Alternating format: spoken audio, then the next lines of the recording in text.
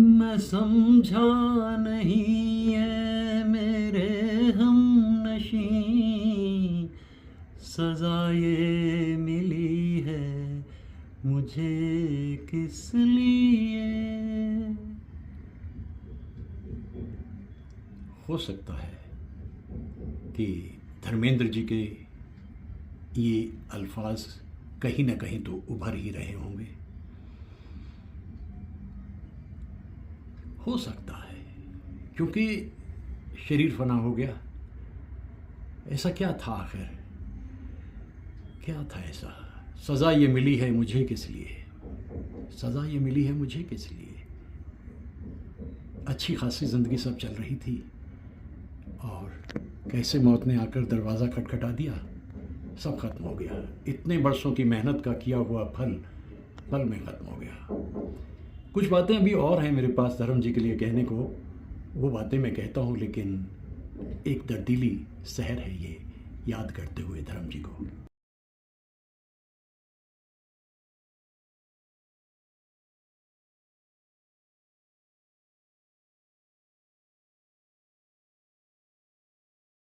एक आबशार सा बहता था, हर दिल में बसा रहता था। हालात कैसे भी हों वो सब सहता था। वो एक ही कलाकार था, अनमोल, अतुल्य, अद्भुत, यानी धर्मेंद्र।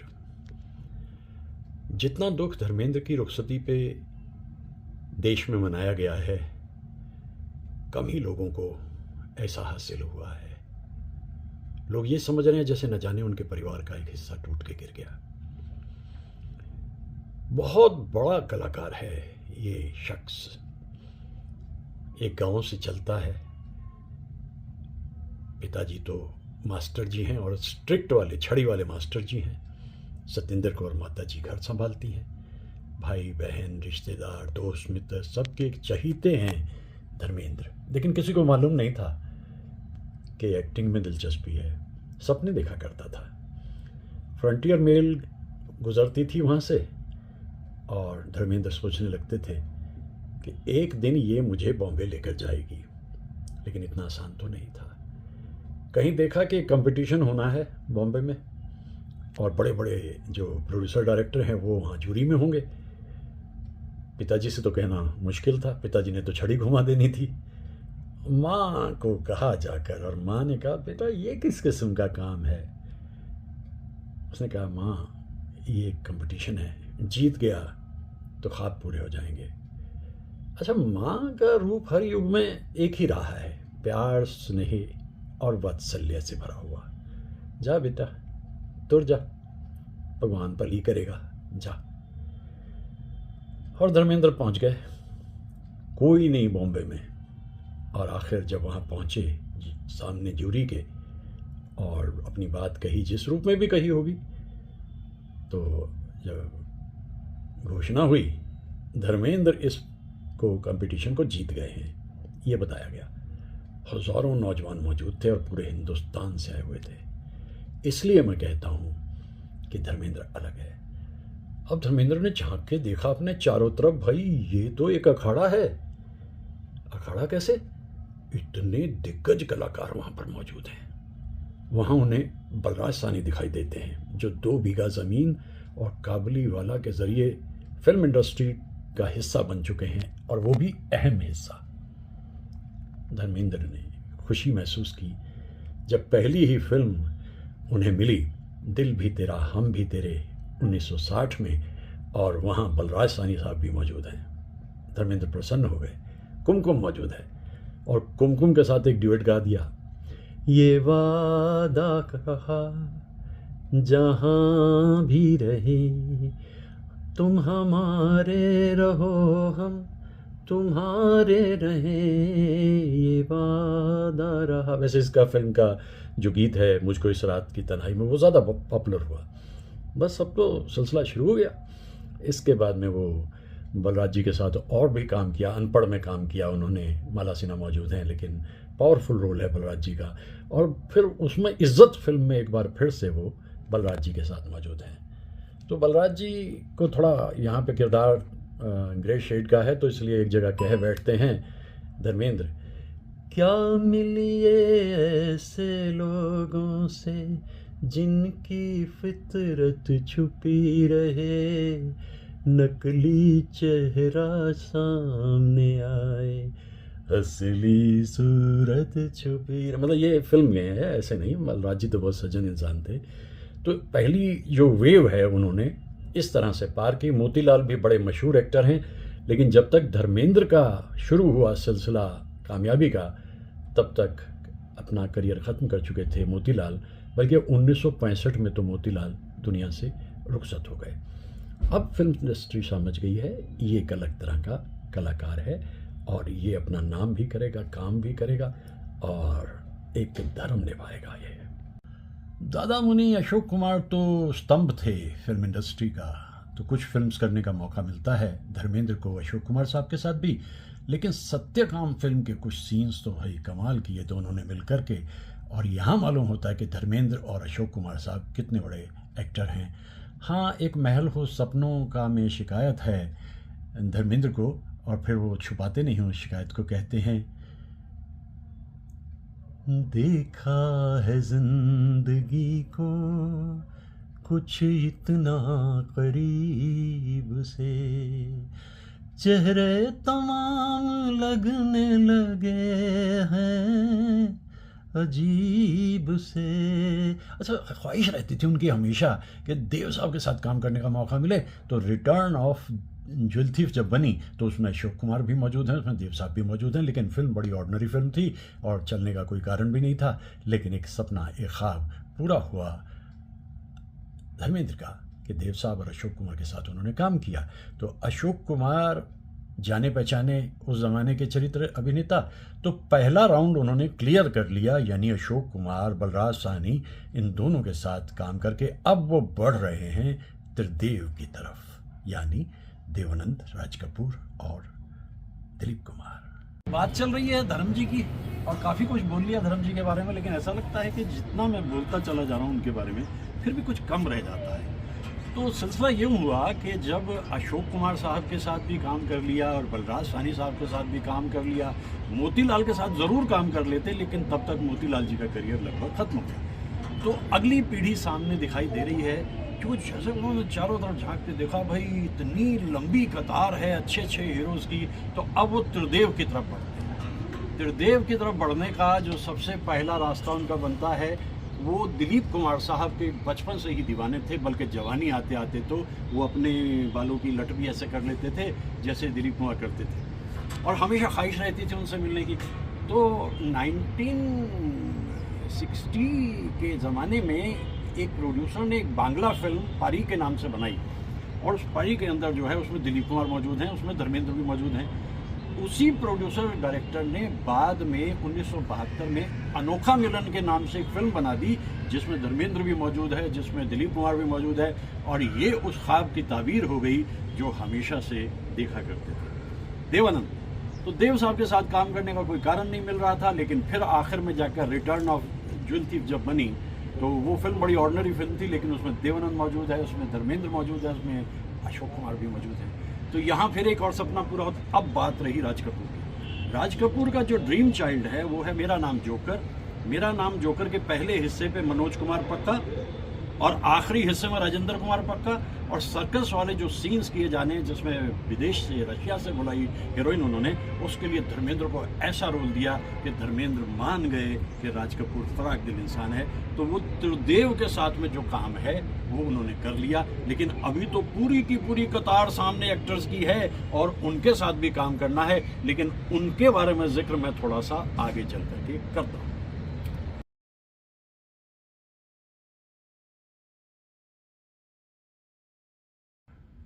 अगली लहर जब आती है तो वहाँ उन्हें शम्मी कपूर दिखाई देते हैं।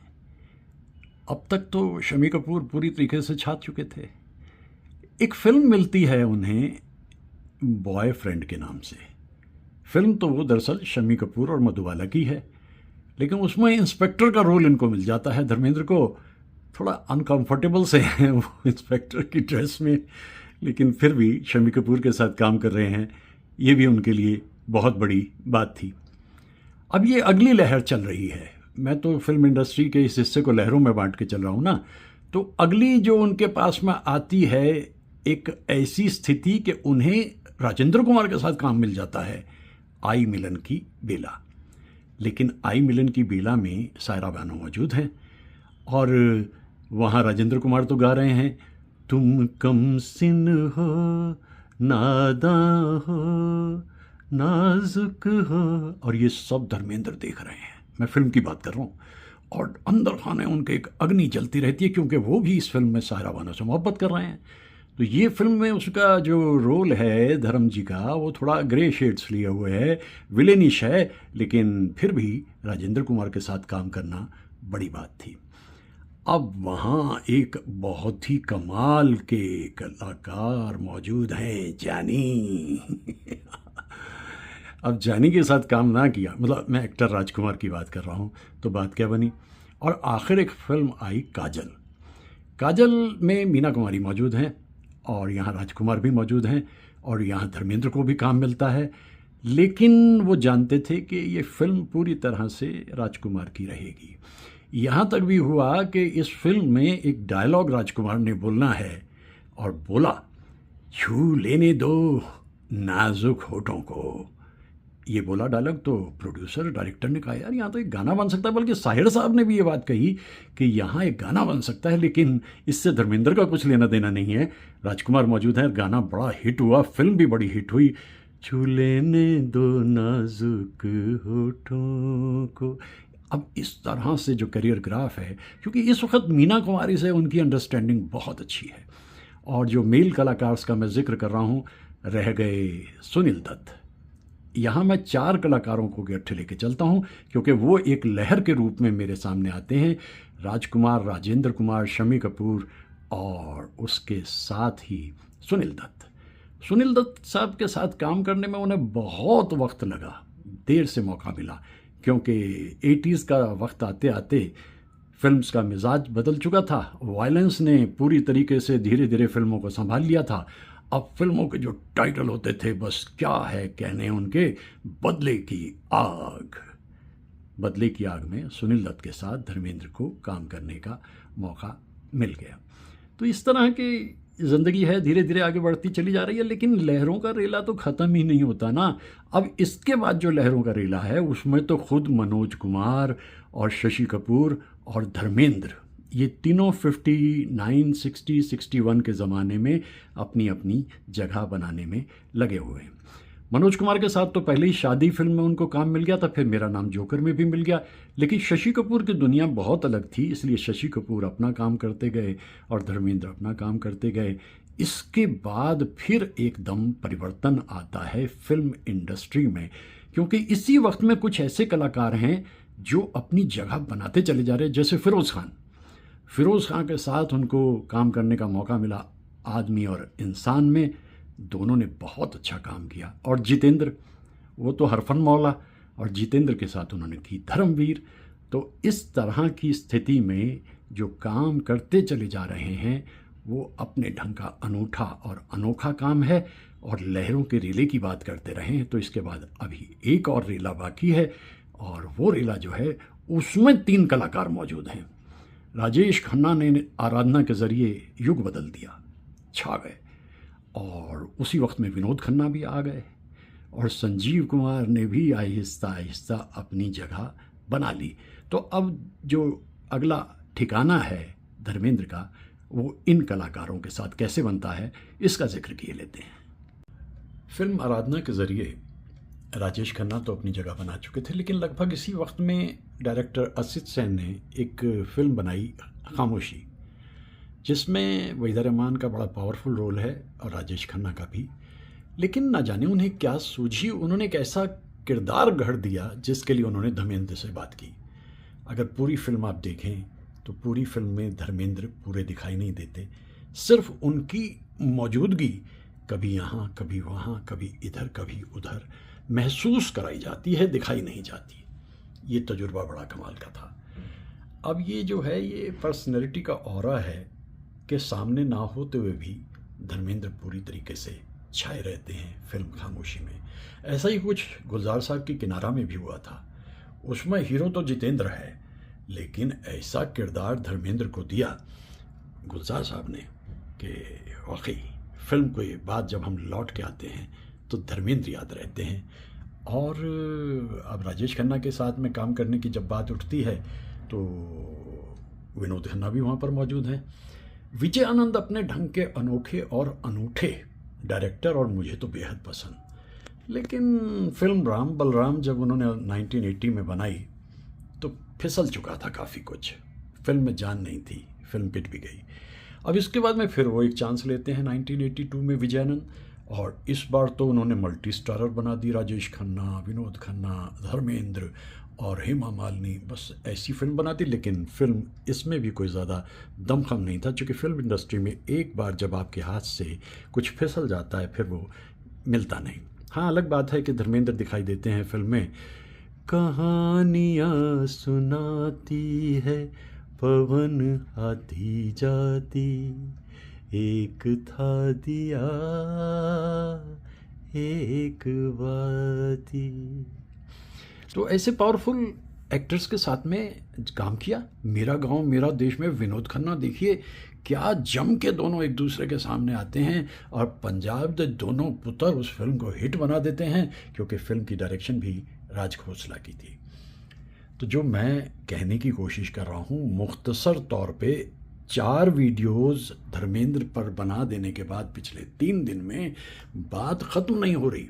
क्योंकि पहले मैंने अभी बताया कुछ दिन पहले ही कि भाई हीरोइंस के किन के साथ उन्होंने काम किया, लेकिन अब मैं ये बताने की कोशिश कर रहा हूँ कि जिस अखाड़े में वो उतरे थे वहाँ कितने सिकंदर मौजूद थे, वहाँ कितने धुरंधर मौजूद थे, लेकिन एक आबशार की तरह धर्मेंद्र बहते चले गए। कोई भी कलाकार का मतलब हिंदी फिल्म्स का कोई भी कलाकार अगर मौजूद है उसके साथ में धर्मेंद्र ने काम किया, और धर्मेंद्र ने काम भी इस दर्जे का किया कि उनकी रुखसती के बाद वो फिल्म्स हमारे लिए और भी ज़्यादा नायाब हो जाती हैं। ऐसा कभी इससे पहले किसी और एक्टर के साथ मैंने देखा नहीं। अगर आप 15 नाम गिनोगे बड़े बड़े एक्टर्स के, उन 15 एक्टर्स के साथ किसी ने काम किया हो, इसके चांसेस कम हैं। लेकिन धर्मेंद्र ने ये सब किया। फिर मुझे याद आता है बैग उठा करके वो नौजवान जब चला था, उसका विश्वास कितना होगा।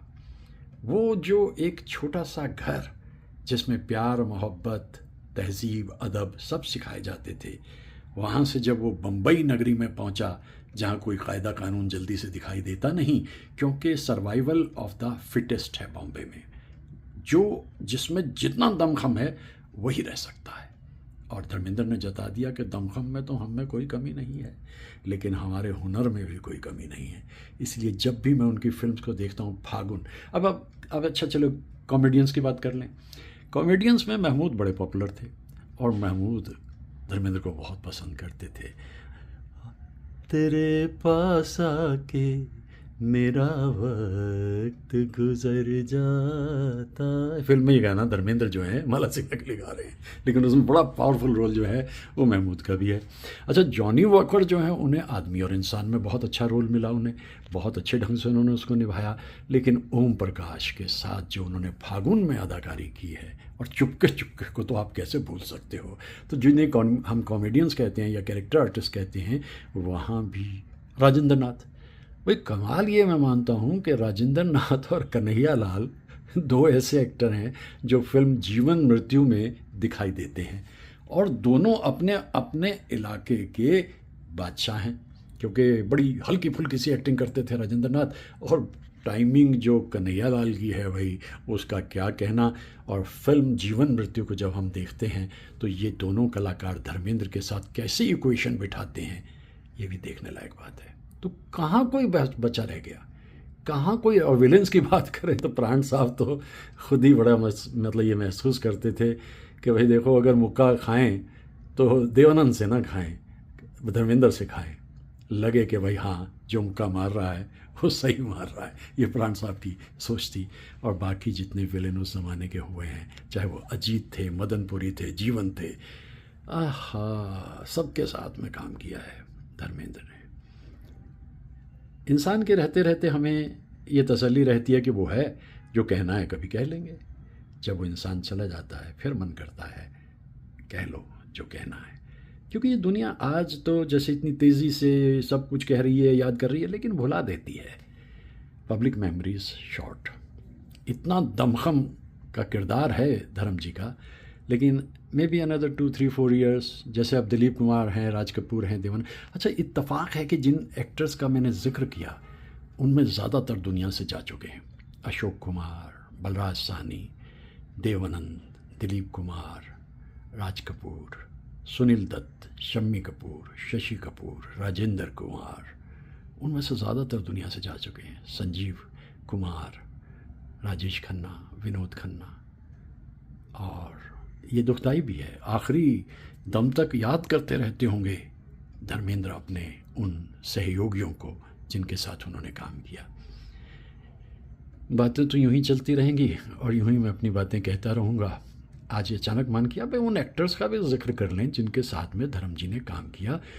कौन सा प्रोड्यूसर डायरेक्टर है जिसके साथ उन्होंने काम नहीं किया? सभी के साथ में किया। और कैसी हिट फिल्म्स उन्होंने दी हैं, कैसी कमाल की फिल्म दी हैं।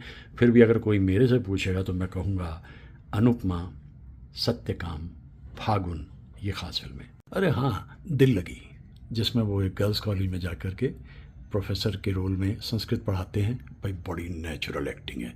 वो किरदार जो दिखाया वो जॉर्ज फर्नांडिस एक होते थे पॉलिटिशियन, वो लगभग उसी तरह का बनाया गया है उनका हुलिया। लेकिन मुझे भी याद आ जाता है क्योंकि भाई एक ज़माने में मैंने भी गर्ल्स कॉलेज में पढ़ाया था, और गर्ल्स कॉलेज में पढ़ाने की ज़िम्मेदारियाँ क्या होती हैं, चुनौतियाँ क्या होती हैं, मैं इन सब से वाकिफ़। धर्मेंद्र के कॉलेज में तो और भी मेल टीचर थे, लेकिन मेरे पोस्ट ग्रेजुएट कॉलेज में जहाँ मैं पढ़ाता था वहाँ तो मैं अकेला ही मेल टीचर था, बाकी सब ख़वातीन मौजूद थीं।